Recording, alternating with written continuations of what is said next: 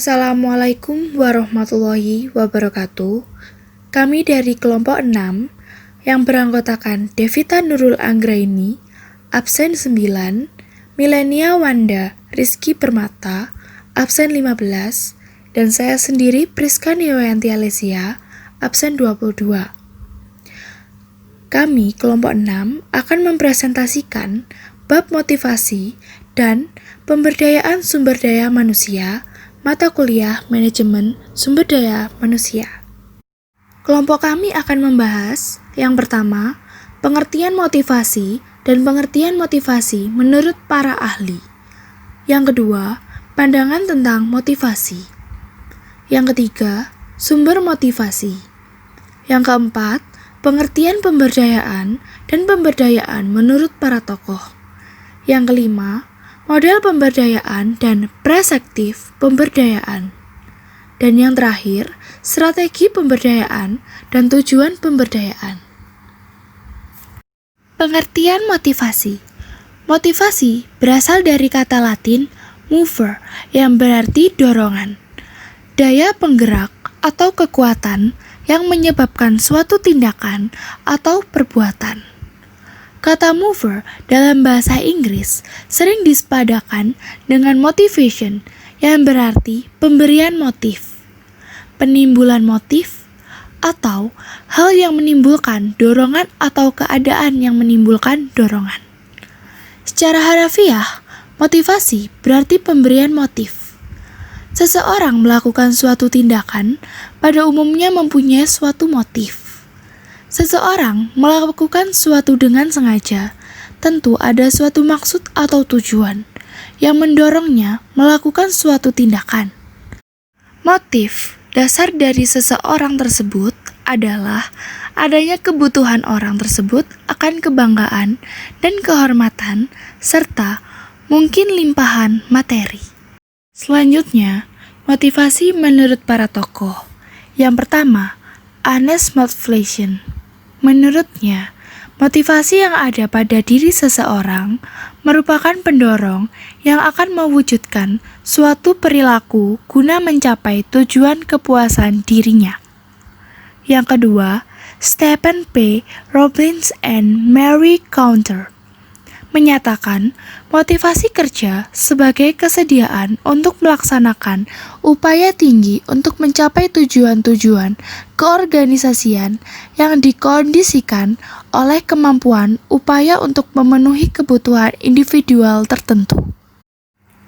Yang ketiga, Gladner berpendapat bahwa motivasi kerja is psychological process that arouse and direct goals-directed behavior. Artinya, proses psikologis yang membangkitkan dan mengarahkan perilaku yang diarahkan pada tujuan. Selanjutnya, pandangan tentang motivasi. Yang pertama, model tradisional. Motivasi berhubungan dengan pandangan Frederick Taylor dan aliran manajemen ilmiah. Model ini mengisyaratkan bahwa manajer menentukan bagaimana pekerjaan-pekerjaan harus dilakukan dan digunakannya sistem pengupahan intensif untuk memotivasi para pekerja. Yang kedua, model hubungan manusiawi.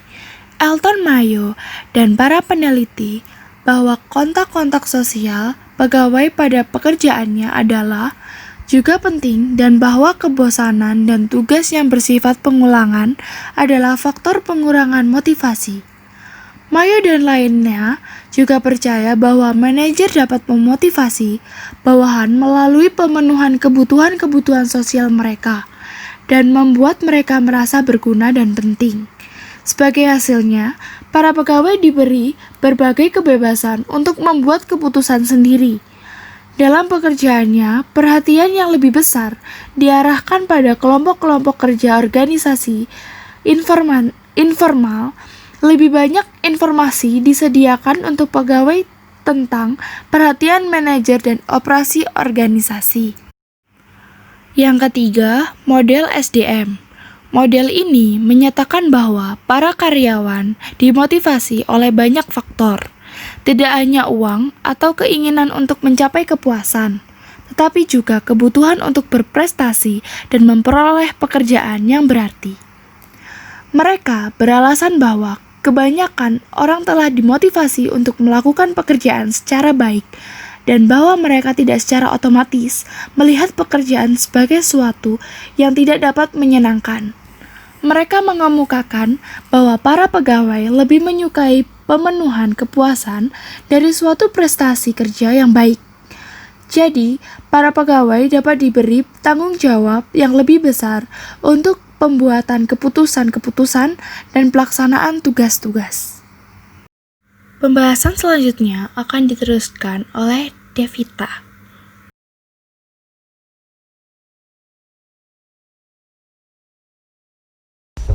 Sumber motivasi. Sumber motivasi ada dua, yaitu motivasi intrinsik. Motivasi intrinsik adalah motif-motif yang menjadi aktif atau berfungsi, tidak perlu dirangsang dari luar, karena dalam diri setiap individu sudah ada dorongan untuk melakukan sesuatu. Faktor individual yang biasanya mendorong seseorang untuk melakukan sesuatu adalah minat, sikap positif, dan kebutuhan. Yang kedua, motivasi ekstrinsik. Motivasi intrinsik adalah motif-motif yang aktif dan berfungsi karena adanya perangsang dari luar. Faktor eksternal yang membuat karyawan merasa puas terhadap pekerjaan yang dilakukan dan mendorong mereka untuk bekerja lebih baik. Kedua faktor tersebut antara lain motivator, faktor kesehatan kerja. Teori motivasi. Yang pertama yaitu hierarki teori kebutuhan. Seseorang berperilaku atau bekerja karena adanya dorongan untuk memenuhi. Dan yang kedua, teori kebutuhan berprestasi. Teori kebutuhan untuk mencapai prestasi yang menyatakan bahwa motivasi berbeda. Dan yang ketiga, teori Clayton-Alderfer menekankan bahwa berbagai jenis kebutuhan manusia itu diusahakan muasalnya secara serentak. Dan yang keempat yaitu teori Herzberg, faktor motivasional dan faktor hygiene atau pemeliharaan. Dan yang kelima, teori keadilan. Pada pandangan bahwa manusia terdorong untuk menghilangkan kesenjangan antara usaha yang dibuat bagi kepentingan organisasi dengan imbalan yang diterima. Teori penetapan tujuan. Edwin Locke mengemukakan bahwa dalam penetapan tujuan memiliki 4 macam mekanisme motivasional, yakni tujuan-tujuan mengarahkan perhatian, tujuan-tujuan mengatur upaya, tujuan-tujuan meningkatkan persistensi, tujuan-tujuan menunjang strategi dan rencana kegiatan. Dan yang ketujuh, teori Victor Haverum, bahwa jika seseorang menginginkan sesuatu dan harapan untuk memperoleh sesuatu itu cukup besar. Dan yang kedelapan, teori penguatan dan modifikasi perilaku. Didasarkan pada kebutuhan seseorang berdasarkan persepsi orang yang bersangkutan, berarti sifatnya sangat subjektif. Dan yang 9, teori kaitan imbalan dengan prestasi. Motivasi seseorang individu sangat dipengaruhi oleh berbagai faktor, baik yang bersifat internal maupun eksternal. Pengertian pemberdayaan. Pemberdayaan secara etimologis berasal dari kata daya yang berarti kemampuan untuk melakukan sesuatu atau kemampuan bertindak, mendapat awalan menjadi berdaya. Artinya, berkekuatan, berkemampuan, bertenaga, mempunyai akal atau cara dan sebagainya. Untuk mengatasi sesuatu, mendapat awalan klaim akhiran B, an, sehingga menjadi pemberdayaan, yang dapat diartikan sebagai usaha atau proses membuat dan dapat bertindak atau melakukan sesuatu. Pemberdayaan menurut para tokoh. Stepward. Secara etimologis, pemberdayaan berasal dari kata power yang hierarki kekuasaan, yaitu kemampuan untuk mengusahakan agar sesuatu itu terjadi ataupun tidak sama sekali. Dan yang kedua, Rob Brown, pemberdayaan erat hubungannya dengan profesionalisme yang pada awalnya selalu dimiliki oleh individual. Dan yang ketiga, Kahn menjelaskan pemberdayaan merupakan hubungan antara personal yang berkelanjutan untuk membangun kepercayaan antara karyawan dan manajemen. Saya Milenial Wandarsi Permata, absen 15, akan menjelaskan tentang model pemberdayaan. Model pemberdayaan yang dapat dikembangkan dalam sebuah organisasi untuk menjamin keberhasilan proses pemberdayaan dalam organisasi, yang dapat dibagi menjadi 6, dan yang pertama yaitu Desire. Desire adalah adanya tahap pertama mendelegasikan dan melibatkan pekerja. Yang termasuk hal ini antara lain diberi kesempatan untuk mengidentifikasi pekerja permasalahan yang sedang berkembang, memperkecil directive personality, dan memperluas keterlibatan. Dan yang kedua, Trust, yaitu untuk membangun kepercayaan antara manajemen dan karyawan. Adanya saling percaya di antara anggota organisasi akan tercipta kondisi yang baik untuk bertukar informasi dan saran adanya rasa takut. Ketiga yaitu Confident. Confident yaitu menimbulkan rasa percaya diri karyawan dengan menghargai terhadap kemampuan yang dimiliki oleh karyawan. Hal yang termasuk tindakan yang dapat menimbulkan confident antara lain mendelegasikan tugas yang penting kepada karyawan, menggali ide dan saran dari karyawan, memperluas tugas, dan membangun jaringan antar departemen.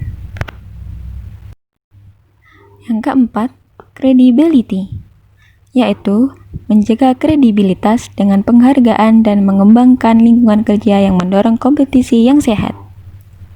Hal yang termasuk credibility antara lain, memandang karyawan sebagai partner strategis, peningkatan target di semua bagian pekerjaan, memperkenalkan inisiatif individu untuk melakukan perubahan melalui partisipasi.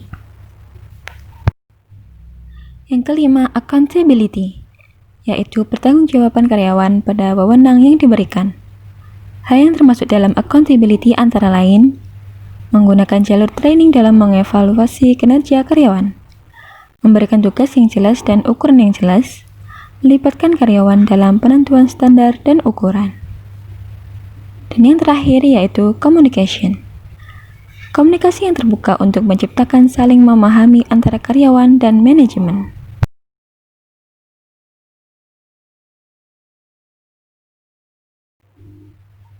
Perspektif pemberdayaan. Pemberdayaan sumber daya manusia dikelola dengan 3 perspektif, yaitu yang pertama perspektif business management, yang kedua training and development atau perspektif pengembangan dan pelatihan, dan yang ketiga perspektif manajemen karir dan pengembangan karir. Masing-masing perspektif tersebut merupakan fungsi manajemen sumber daya manusia yang lebih spesifik dan menjadi konteks.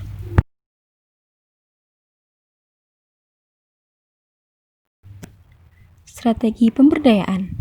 Menurut Cook dan Macaulay, strategi dalam pemberdayaan sumber daya manusia didasarkan atas 8 buah langkah menuju keberhasilan.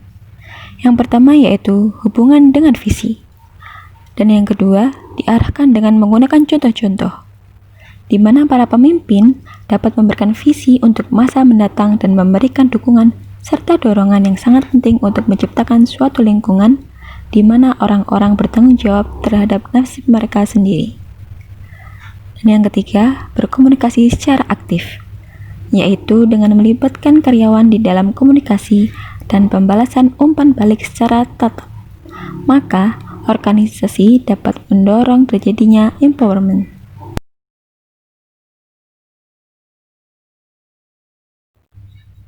Yang keempat, meninjau struktur organisasi. Yang kelima, menguatkan kerja tim. Empowerment membutuhkan dukungan kerja tim yang memiliki empowerment, di mana salah satu mekanisme terkuat untuk menyediakan suatu lingkungan bagi pengambilan inisiatif. Yang keenam, mendorong pengembangan pribadi, yaitu dengan memberikan bantuan dan dorongan untuk membentuk rasa percaya diri agar staf dapat membuat keputusan sendiri. Yang ketujuh, menjadikan jasa layanan kepada pelanggan sebagai fokus.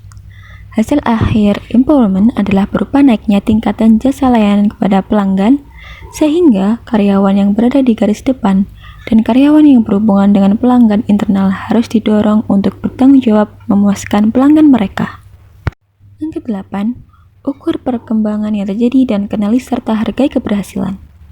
Organisasi perlu menentukan ukuran keberhasilan dan membantu agar ukuran ini dapat dipahami oleh setiap orang dengan membuat atau menentukan cara agar keberhasilan individu dapat dikenali. Tujuan pemberdayaan sumber daya manusia yang pertama, mempunyai atau memiliki kemampuan. Kedua, mempunyai wewenang yang jelas. 3.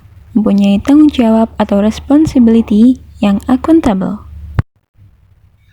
Sekian presentasi dari kelompok kami. Wassalamualaikum warahmatullahi wabarakatuh.